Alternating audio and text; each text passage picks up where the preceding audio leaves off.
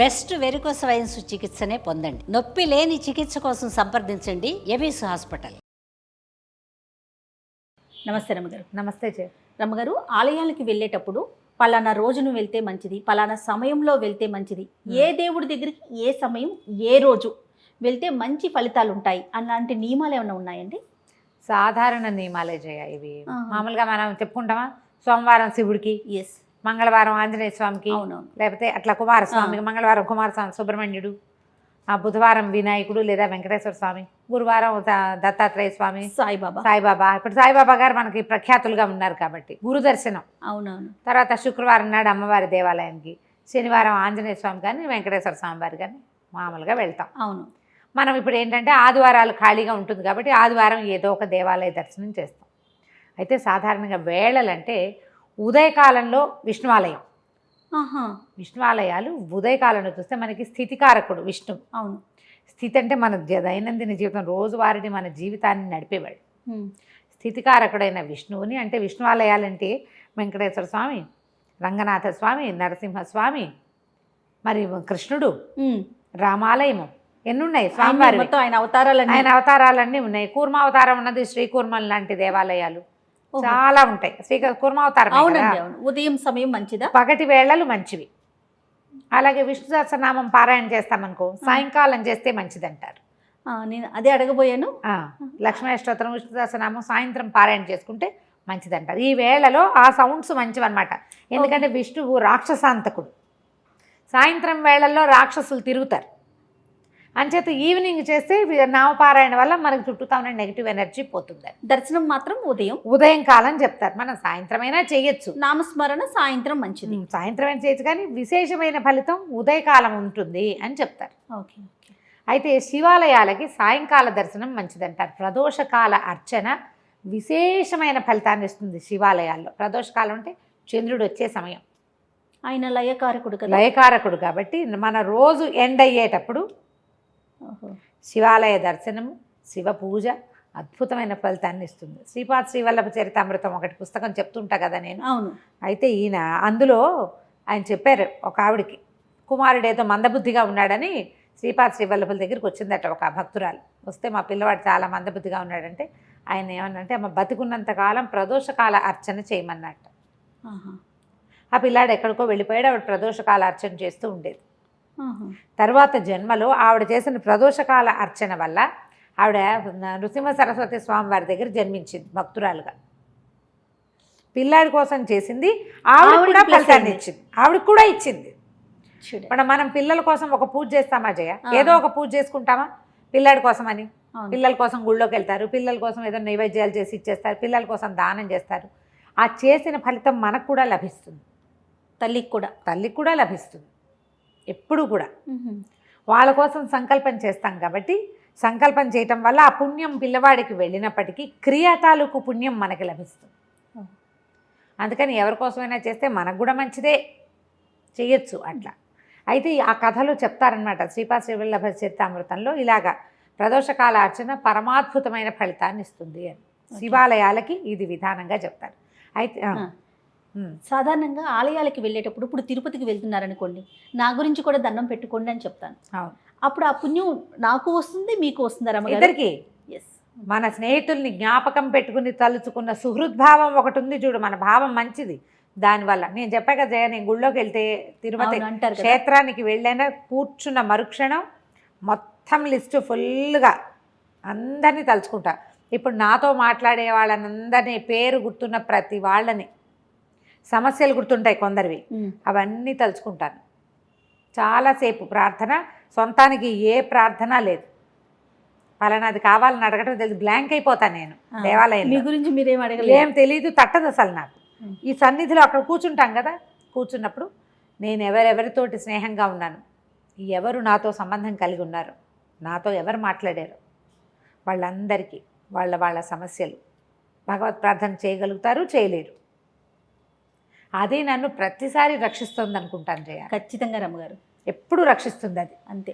ఎవరినైనా తలుచుకో, వాళ్ళని అక్కడ గుళ్ళోకి వెళ్ళి మనల్ని తలుచుకోవటం. నేను చెప్తాను ఎవరైనా ఫ్రెండ్స్ అక్కడికి వెళ్తా ఉంటే నన్ను కూడా గుర్తు చేసుకోండి గుళ్ళోకి వెళ్ళాక అని. కొంతమంది మనకి డబ్బులు ఇస్తారు గుళ్ళో వేయమని, వేయమని. అవి గుర్తుంటాయి ఉండవు. మర్చిపోతాం ఒక్కొక్కసారి, అదేదో అపరాధంలాగా వెంటాడుతూ ఉంటుంది అవునవును కదా. అవును. కొంతమంది ఏమో నా పేరుతో 100 వేయండి అని తర్వాత తెచ్చిస్తారు, నీ పేరుతో వేశానని తీసుకుంటూ ఉంటాం. అవును. అబ్బో బోల్డ్ అని ఉంటాయి.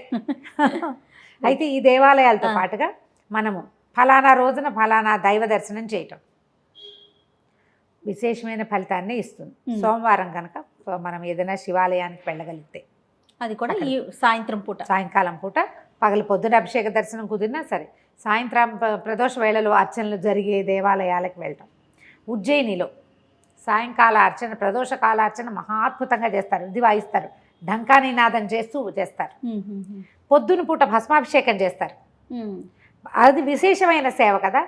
ఏ ఏ క్షేత్రంలో విశేషమైన వ్యవహారాలు చెప్పబడతాయో ఆ సమయాల్లో దర్శనం చేస్తే అమోఘమైన ఫలితం లభిస్తుంది. ఇప్పుడు అరుణాచలం ఉంది. అవును. అరుణాచలంలో ప్రతి పౌర్ణమికి గిరి ప్రదక్షిణ చేస్తారు. చేస్తారు. కార్తీకంలో ఆరుద్రోత్సవం, కార్తీకంలో దీపోత్సవం చేస్తారు కార్తీక పౌర్ణమి నాడు. అవును. అలాంటి సమయాలలో, ఆ పర్వదినాలలో అక్కడ మనం ఉండగలిగితే అద్భుతమైన ఫలితం లభిస్తుంది. అసలు కుదరదు జయ. అవును, రాసి ఉండాలి. అరుణాచలానికి పిలుపు. మాత్రం అంటూ ఉంటారండి, అరుణాచలానికి పిలుపు మనం రావాల్సిందే. అనుకుంటే వెళ్ళము, పిలుపు అదే, రావాలి. పిలుపు రావాలి. ఆయన ఎప్పుడు పిలుస్తారో. చాలా మంది కాశీ వెళ్ళారా అని నన్ను అడుగుతారు, చెప్పాలనిపిస్తుంది అన్నమాట. ఎందుకనో నాకు కాశీ మీద ఆసక్తే లేదు, వెళ్ళాలి అనిపించట్లా. నాకు శ్రీరంగం వెళ్ళాలని ఉంది, కాశీ మీద రాలేదు మనసు. నాకు పిలుపు రాలా. అంతే. నా ఫ్రెండ్ ఒక చెప్పింది, నువ్వు ఇంకా 100 జన్మలు పుడతావు, కాశీ మీద ఆసక్తి రాకపోతే ఇంకా పుడతా ఉంటా. ఒక్క రోజులో కలిగిస్తాడు శివుడు ఆసక్తిని అవకాశాన్ని కూడా. ఏ రోజు భగవంతుడు మనకు అవకాశం ఇస్తాడో అప్పుడు మనం క్షేత్రాలకు వెళ్తాం. సమీపంలో ఉన్న దేవాలయాలకి మనం వారం చూసుకుని వెళ్ళచ్చు. ఈ రోజున ఈయనకి వెళ్తే మంచి ఫలితం లభిస్తుంది. దేవాలయ దర్శనమే మనకి అద్భుతమైన ఫలితాన్ని ఇస్తుంది ఎప్పుడు కూడా. ఫలితం అంటే ఏమిటి, పైనుంచి ఏమైనా పగిలి పడుతుందా? కాదు, అక్కర్లేదు. మన కర్మ ప్రక్షాళన అవుతుంది, కర్మ క్షయం అవుతుంది.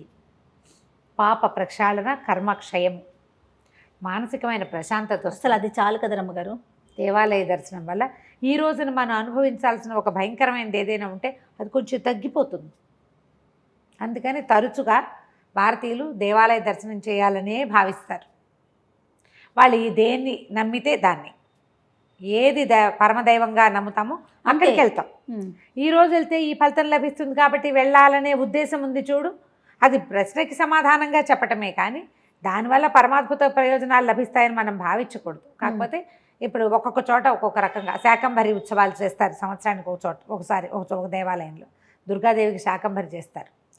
అప్పుడు అక్కడికి వెళ్తాం. ఉజ్జయిని మహాకాళికి కుంకుమ ఉత్సవాలు చేస్తారు. అలాంటప్పుడు అక్కడికి వెళ్తాం.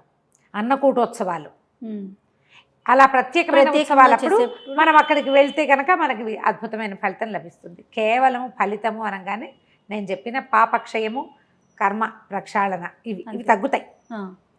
దీనివల్ల మనకి కొంత ప్రయోజనం వస్తుంది. అవి ఎప్పుడు జరుగుతాయో కొంచెం చూసుకొని ఆ సమయానికి కనుక వెళ్ళగలిగితే మీరు అన్నట్లుగా అంతే. ఇప్పుడు ఎక్కడికి వెళ్ళాలి, మనం శ్రీశైలం వెళ్ళాలి, ఎప్పుడు అనిపిస్తే అప్పుడు వెళ్ళిపోతారు కొంతమంది. అవును. ఎక్కడ ఏదైనా శ్రీశైలం వెళ్ళాలి ఒక మంచి రోజు చూసుకుని అని ప్లాన్ చేసి ప్లాన్ ప్రకారం పాత రోజుల్లో తిథివార నక్షత్రాలు చూసుకుని టికెట్లు వెళ్ళేవాళ్ళు. టికెట్లు కాదు, అప్పుడు నడిచిపోయేవాళ్ళు. యాత్రలకు వెళ్ళేటప్పుడు ఇల్లంతా శుభ్రం చేసుకోవటం, స్వామికి ఏదైనా చేసి పెట్టుకోవటం, దీపాలు పెట్టుకోవటం, నలుగురికి చెప్పుకోవటం, కొన్నిసార్లు ఏమో జోగి తీసుకోవటం, జోగి అడుక్కుని వెళ్ళటం. అవునవును. ఇతరుల సహాయంతో పాటు వెళ్ళాలి అని మొక్కులు అవన్నీ కూడా.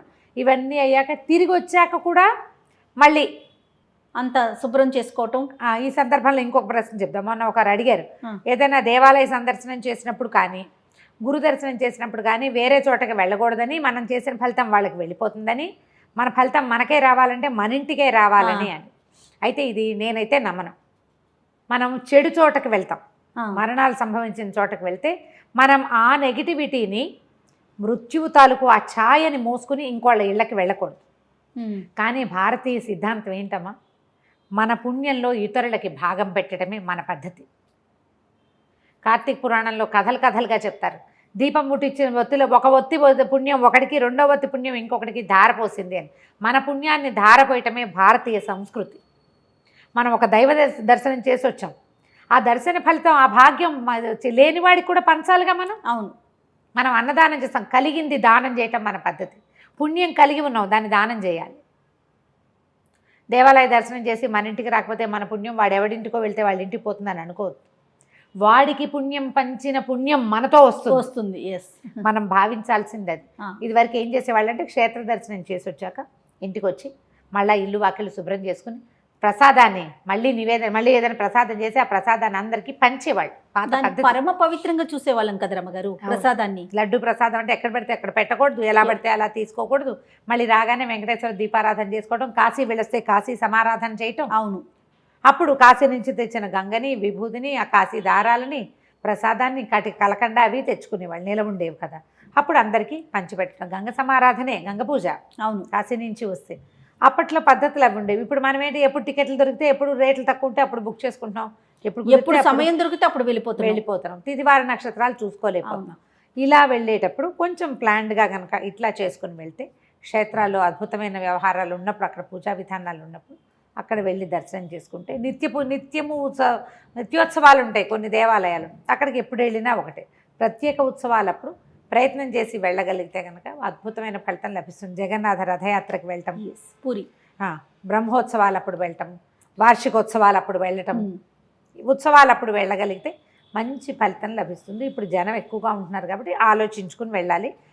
ప్రశ్నకి సమాధానంగా చెప్పాను కానీ మిమ్మల్ని వెళ్ళాల్సిందేని ఎంకరేజ్ చేయట్లేదు. సమయాలు చూసుకోవాలి కదా, పరిస్థితులను బట్టి సమయాలు చూసుకోవాలి.